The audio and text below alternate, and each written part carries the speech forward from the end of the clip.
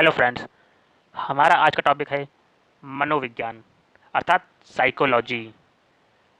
शताब्दियों पूर्व मनोविज्ञान को दर्शन की एक शाखा के रूप में माना जाता था।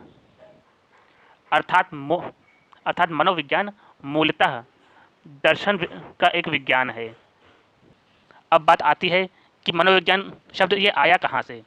इसके लिए गैरेट जी बोलते हैं, यह साइकी प्लस लॉगोस दो दो यूनानी अथवा ग्रीक लैटिन भाषा के शब्दों से मिलकर बना हुआ है। साइकी प्लस लॉगोस मतलब साइकोलॉजी, जिसमें साइकी का अर्थ है आत्मा और लॉगोस का अर्थ है अध्ययन करना। फिर भी साइकोलॉजी को मन का विज्ञान कहा गया। मनोविज्ञान को सबसे पहले 16वीं शताब्दी में, कब? 16वीं शताब्दी में आत्मा शब्द के आधार मानकर आत्मा शब्द को आधार मानकर सर्वप्रथम प्लेटो, अरस्तु तथा डेकार्टे के द्वारा मनोविज्ञान को आत्मा का विज्ञान कहा गया। लेकिन आत्मा शब्द की स्पष्ट व्याख्या न होने के कारण 16वीं शताब्दी के अंत में यह परिभाषा अमान्य हो गई। आत्मा का अध्ययन मनोवैज्ञानिक ढंग से कर पाना संभव नहीं था, इसलिए यह परिभाषा अमान्य साबित हो गई। अब बात आती है 17वीं शताब्दी की। 17वीं शताब्दी में इटली के मनोवैज्ञानिक पोम्पोनोजी तथा उनके सहयोगी थॉसर्ड रीड ने मन के विज्ञान के रूप में इसे परिभाषित किया। मतलब पोम्पोनोजी और उनके मित्र जी ने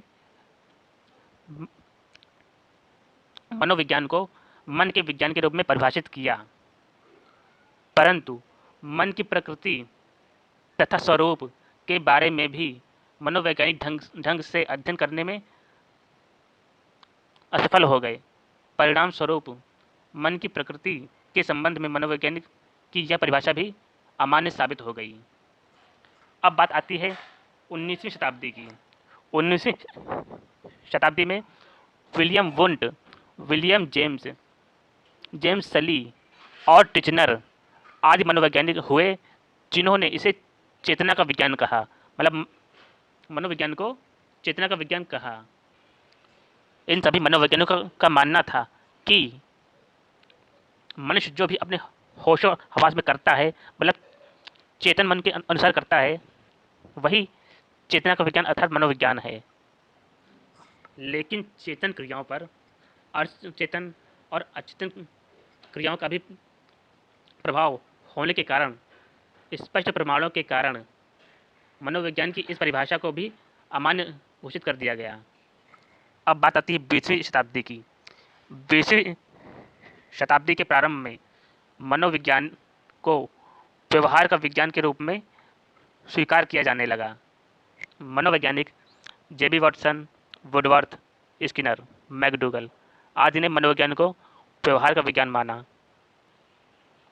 व्यवहारवाद के संदर्भ में जेबी वॉटसन ने अपना महत्वपूर्ण योगदान किया। इसके लिए इन्हें व्यवहारवाद का जनक भी माना जाता है। महान मनोवैज्ञानिक वुडवर्थ का प्रसिद्ध कथन है कि सर्वप्रथम मनोविज्ञान ने अपनी आत्मा का त्याग किया, फिर इसने अपने मन को त्याग किया, फिर इसने अपनी चेतना का त्याग किया और अब यह व्यवहार का विज्ञान के रूप में स्वीकार किया जाता है। मतलब मनोविज्ञान ने सबसे पहले अपनी आत्मा का त्याग किया, फिर अपने मन का त्याग किया, फिर अपनी चेतना का त्याग किया और सबसे अंत में यह व्यवहार के विज्ञान के रूप में स्वीकार किया गया। हिलगार्ड एटकिंसन के अनुसार मनोविज्ञान मानसिक प्रक्रियाओं और व्यवहार का विज्ञान है। तो अब तक हमने क्या पढ़ा कि मनोविज्ञान के शब्द की उत्पत्ति गैरेट के अनुसार यह एक यूनानी, ग्रीक या लैटिन भाषा के दो शब्दों से मिलकर बना है, जिसमें साइकी का अर्थ होता है आत्मा और लॉगोस का अर्थ होता है अध्ययन करना, मतलब आत्मा का अध्ययन करना। लेकिन फिर भी इसे मन का विज्ञान कहा गया। 16वीं शताब्दी में प्लेटो, अरस्तु और डेकार्टे के द्वारा मनोविज्ञान को आत्मा का विज्ञान कहा गया। पैम्पोनाजी और उनके साथी थॉसड रीड ने 17वीं शताब्दी में मन के विज्ञान के रूप में परिभाषित किया इसे। 19वीं शताब्दी में William wound, William James, James सली, टिचनर आदि ने मनोविज्ञान को चेतना का विज्ञान कहा। और अंत में 20वीं शताब्दी के प्रारंभ में जेबी वॉटसन, वुडवर्थ, स्किनर, मैकडूगल आदि ने मनोविज्ञान को व्यवहार का विज्ञान माना।